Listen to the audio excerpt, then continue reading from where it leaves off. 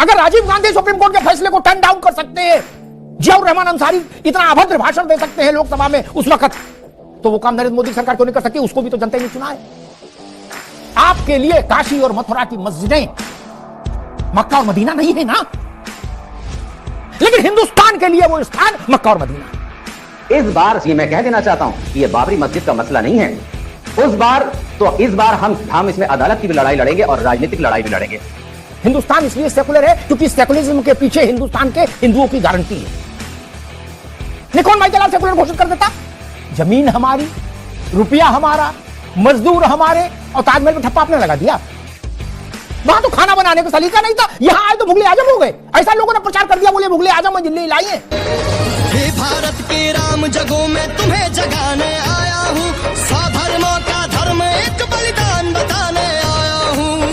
जय श्री राम। नमस्कार दोस्तों, कैसे हैं आप सब लोग। दोस्तों, विषय था ज्ञानवापी मंदिर की कार्बन डेटिंग का, जिसमें एक तरफ मुस्लिम कट्टरपंथी धमकियों पे धमकी दिए जा रहे थे, वहीं दूसरी ओर अमिताभ अग्निहोत्री जी ने इन धमकियों का न केवल जवाब दिया बल्कि बहुत बेहतरीन तरीके से उसको टैकल भी किया। डिबेट ज़्यादा लंबी ना हो इसलिए सीधे वीडियो प्रारंभ करते हैं। लाइक सब्सक्राइब कर दो यार और एंजॉय करो। जय श्री राम। मोहम्मद अतीक साहब, वैज्ञानिक जांच, साइंटिफिक जांच से ऐतराज क्यों? दूध का दूध पानी का पानी हो जाता नहीं। अब औरंगजेब तो आने से रहा बताने के लिए, ठीक, और औरंगजेब से पहले के काल के लोग भी गवाही देने नहीं आ सकते क्योंकि वो भी नहीं है। तो अब तो एक तरीका यही बचता है कि विज्ञान हमको बता दे कि क्या है। ठीक बात है जी, ना? देखिए अमिताभ जी, जब से भारतीय जनता पार्टी की सरकार आई है केंद्र में और प्रदेशों में, तब से ये गैंग अति उत्साहित है। कभी क्या कहता है कि हमें श्रृंगार गौरी की पूजा की इजाजत चाहिए, जब वहां पर मामला बनता है तो कहते हैं नहीं, हम जो है अब हमें वहां वजू खाने में शिवलिंग नजर आ गया है। मोहम्मद अतीक साहब, गैंग शब्द ठीक नहीं, बाकी आप अपने तर्क रखिए जी। अब चलिए ठीक है, आगरा की जामा मस्जिद की सीढ़ियां खंगालिए, उसके बाद मथुरा में हमसे आप पैक्ट करते हैं, पैक्ट के बाद आप अपनी ही जुबान से पलट जाते हैं और अदालत चले जाते हैं। उसके बाद अब देखिए कार्बन डेटिंग, पूरे ज्ञानवापी मस्जिद की कार्बन डेटिंग की बात, सर्वे की बात चल रही है, क्या अब उसमें विश्वेश्वर मंदिर की बात चल रही है। अगर नियत आपकी साफ है, हम इस बार ये मैं कह देना चाहता हूं कि यह बाबरी मस्जिद का मसला नहीं है। इस बार हम इसमें अदालत की भी लड़ाई लड़ेंगे और राजनीतिक लड़ाई भी लड़ेंगे। इस बार ये ज्ञानवापी का मसला बहुत आसान नहीं है जैसा बाबरी मस्जिद का था। जी हां, समझ लीजिए, ये अब नहीं होने वाला है कि मीठा मीठा गप गप और कड़वा कड़वा थू थू। वाजपेयी जी ने कभी कहा था, अटल जी ने, कि हिंदुस्तान इसलिए सेकुलर नहीं है कि संविधान में किसी ने लिख दिया एक शब्द। हिंदुस्तान इसलिए सेकुलर है क्योंकि सेकुलरिज्म के पीछे हिंदुस्तान के हिंदुओं की गारंटी है। निकोन माइकल सेकुलर घोषित कर देता। जब देश विभाजित हुआ था उस वक्त क्या जवाहरलाल नेहरू के बस का था जिसको सेकुलर घोषित कर देते? अगर देश नहीं चाहता तो नेहरू जी को हटा देता देश। जब रेलगाड़ी आ रही थी लाशों की भरी, उस समय भारत ने कहा कि हम थियोक्रेटिक स्टेट नहीं बनेंगे। छोटी बात है क्या? दुनिया के नक्शे से कोई दूसरा उदाहरण माइकल ला के दिखा दे हमको। लाखों लाशों के बीच में खड़े होकर हिंदुस्तान ने कहा कि हम धर्म आधारित राज्य नहीं बनाएंगे, जबकि विभाजन धर्म पर हुआ था। यह कुर्बानी हिंदुस्तान ने दी। माफ करिए, मैं सबका बहुत अदब करता हूं, गांधी जी, जवाहरलाल जी, सब लोग बहुत बड़े नेता, वल्लभ भाई पटेल, सब, अंबेडकर साहब, लेकिन नेताओं के बस का नहीं था। अगर देश के करोड़ों लोग खड़े हो जाते, वो कहते ना, जिस आधार पर विभाजन हुआ हमको उसी आधार पर शासन चाहिए, तो शासन हो जाता धर्म आधारित। हम भारत में दुनिया की सबसे दूसरे नंबर की सबसे बड़ी मुस्लिम आबादी भारत में रहती है। मुफ्ती साहब, मैं सही हूं ना? नंबर वन लीजिए, इंडोनेशिया को बीट कर गए। शाबाश बेटा, बहुत बढ़िया मुन्ना। उसके बाद अगर इस ढंग की बात हो, ये ठीक नहीं। अतीक साहब, एक बात मुझे बताइए, आपने कहा कि हम राजनीतिक लड़ाई भी लड़ेंगे, कानूनी तक तो ठीक है, राजनीतिक लड़ाई क्या होगी, कैसे होगी?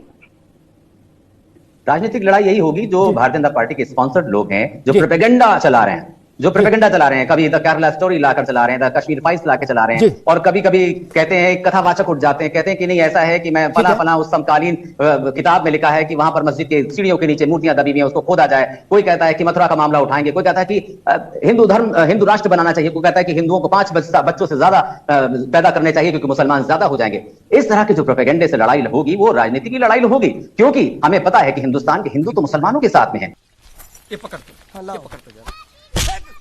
ये हिंदू कितने बच्चे पैदा करें इसका लोड आप क्यों ले रहे? आप अपने धर्म में देखो, हिंदू खुद देख लेगा। नहीं, इसका लोड आप क्यों ले रहे हो? कितने बच्चे पैदा करें, 1 करे चाहे 10 करे, इसी से संघर्ष पैदा होता है। बोले हमारे तो 8 हैं, तुम्हारे 2 से ज्यादा नहीं होने चाहिए, सोई लाठी चलती है। हम बाबरी मस्जिद के मसले पे देख चुके हैं, वहां तो वो कसम खा चुके थे, कसम राम की खाते हैं, हम मंदिर वही बनाएंगे। इसके बाद बातचीत हो सकती है क्या किसी के साथ में, जब कोई कसम खा ले? शायद जफर याब जिलानी, अगर मैं सही याद करूं, उन्होंने अशोक सिंघल से कहा कि सिंघल जी, कोई मिडवाइफ नर्स तो रही होगी जब राम पैदा हुए होंगे, कोई बर्थ सर्टिफिकेट तो बना होगा, है? इसी पे कागज फेंका फाकी हो गई, गिलास चल गए, काम खत्म हो गया। ठीक, ऐसा सवाल तो नहीं करना चाहिए था। भारत के एक और प्रधानमंत्री ने इस सब बात की, अतीक साहब ने कहा कि नारा लगा कि सौगंध राम की खाते हैं। हाँ लगा। उस बातचीत के दौरान जब विषय आया कि भाई आप ये राम है, आस्था है, दिस दैट, तो सैयद साहबुद्दीन साहब ने कहा उस बैठक में, मैं कोट करता हूं, कि हिंदुस्तान का हर मुसलमान हाथ में बंदूक उठा लेगा। रावत साहब, अब इसके बाद फिर बातचीत कैसे होती? जो अतीक साहब कह रहे हैं कि बातचीत से चाह रहे थे लेकिन नारा लग गया सौगंध राम की खाते हैं। अगर यही था तो मुकदमा क्यों लड़ते? फिर तो मुकदमा नहीं, अगर सौगंध खाने को प्रैक्टिकली आजमाइश कर रहे होते तो फिर मुकदमा का इंतजार क्यों करता हिंदू? नहीं, फिर बनाना शुरू कर देता, गोली लाठी चलती चल जाती। मैं कहता हूं कि सरकार को बीच में आना चाहिए, फास्ट ट्रैक कोर्ट बनाए और 6 महीने के अंदर इसका फैसला आ जाए, जिसके पक्ष में फैसला आ जाए वो कबूल कर ले, बात खत्म हो गई। सरकार को भी अब बीच में आने की जरूरत है, ऐसे बहुत सारे मुद्दे उठेंगे। जहां तक मुसलमानों की बात है, मैं आपके चैनल और माध्यम से कहता हूं कि दुनिया भर में जितना मुसलमानों को राइट्स अधिकार भारत में मिले हैं, ऐसा अधिकार कहीं मिला नहीं, न मिलने वाला है। हम अपने मुल्क से फख्र के साथ कहते हैं, घमंड से कहते हैं कि हम भारतीय थे, भारतीय हैं। लोग कहते हैं कि मरने के बाद जन्नत मिलती है, तो मैं कहता हूं कि भारत में पैदा हुआ इससे बड़ी जन्नत और क्या। बहुत अतीक साहब, एक बात समझिए, एक ही दिन फैसला आया, उस फैसले में 2 व्यवस्थाएं सुप्रीम कोर्ट ने की।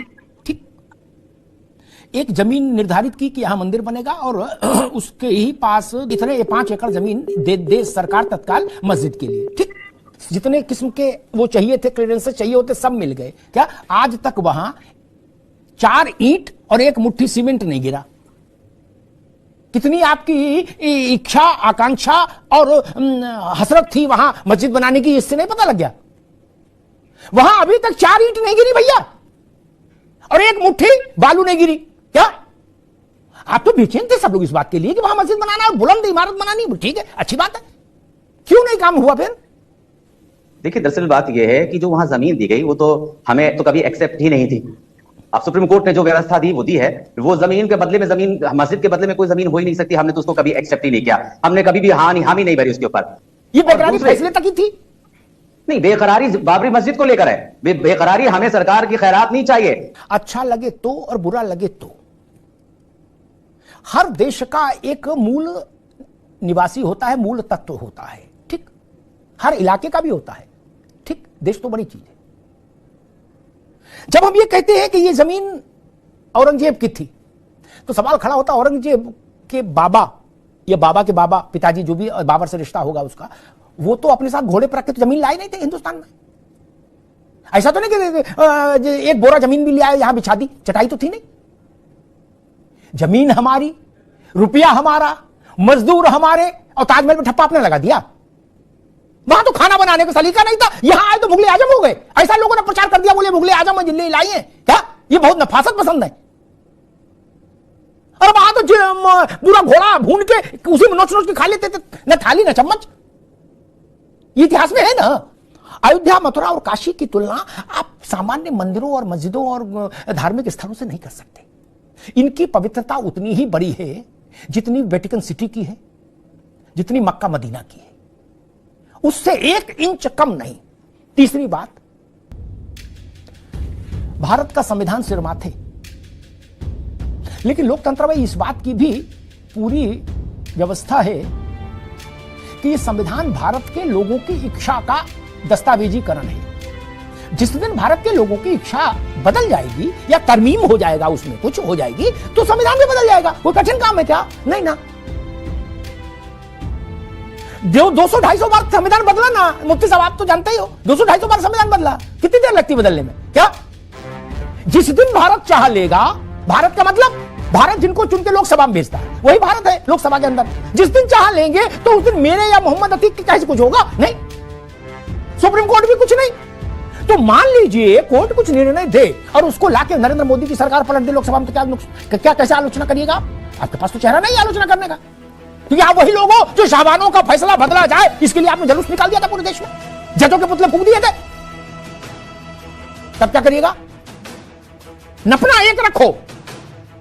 अगर राजीव गांधी सुप्रीम कोर्ट के फैसले को टर्न डाउन कर सकते हैं, जियाउर रहमान अंसारी इतना अभद्र भाषण दे सकते हैं लोकसभा में उस वक्त, आरिफ मोहम्मद खान को इस्तीफा देना पड़े, तो वो काम नरेंद्र मोदी सरकार क्यों नहीं कर सकती? उसको भी तो जनता ने चुना है। तब क्या करिएगा? आपके लिए काशी और मथुरा की मस्जिदें मक्का और मदीना नहीं है ना, लेकिन हिंदुस्तान के लिए वो स्थान मक्का और मदीना है, उतना ही महत्व रखती है। इस अंतर को तो समझिए। और जामा आगरा की मस्जिद की सीढ़ी के नीचे क्या है ये मैं कहूं मत मानिए, देवकी नंदन ठाकुर कहें मत मानिए। जो ना हिंदू थे ना मुसलमान थे, रावत साहब, जो ना हिंदू थे ना मुसलमान थे, वो लोग जब आए औरंगजेब के समय में, उन्होंने जो देखा उसको भी लिखा है ना। वो ना भाजपा के थे ना मुस्लिम लीग के थे, क्या तब दोनों ने पैदा हुए, वो लिख के गए हैं। उनको भारत में रहना भी नहीं था, वो तो आए थे घूमने फिरने देखने मौज लेने। वो कैसे लिख गए? उनका हमसे प्रेम नहीं था, आपसे विरोध नहीं था, बल्कि मुगलों से थोड़ा बहुत नमस्ते करते थे मुगलों को, तभी तो यहां घूमने आ पाते थे।